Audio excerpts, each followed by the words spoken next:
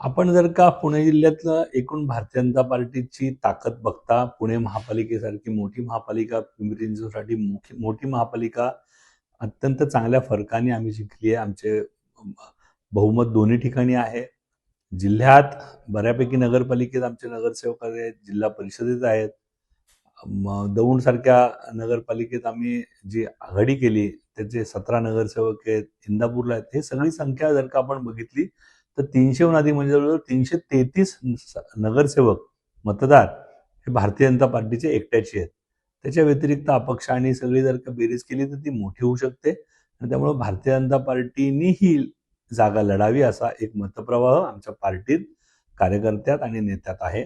आम्ही सगळ्यांनी मिळून आदरणीय देवेंद्रजींना, आदरणीय रवीजी चव्हाणांना, बावनकुळे साहेबांना, चंद्रकांतांना विनंती केली आहे की ही जागा आपण भारतीय जनता पार्टीला घ्यावी आणि ही जागा आपण आपल्या कोट्यात घेऊन ही लढावी, आपल्या कार्यकर्त्याला संधी द्यावी. राष्ट्रवादीचा दावा आहे की आमची पारंपरिक जागा आहे, आमच्याकडे नंबर जास्त आहे.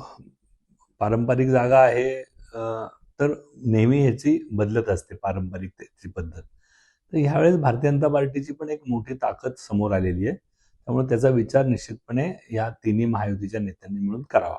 तुम्ही स्वतः इच्छुक असल्याचं सांगितलं जात आहे, तसे तुम्ही मागणी पक्षाकडे उमेदवारीसाठी केलेली आहे का काय? हो, राजकारणात जेव्हा येतो तेव्हा निवडणूक लढण्याची इच्छा असतेच आणि त्याप्रमाणे मीही माझ्या पक्षाकडे अशी इच्छा व्यक्त केलेली आहे आणि पक्षाने माझा योग्य तो विचार केल्यास मी पूर्ण क्षमतेने निवडणूक लढण्यास तयार आहे.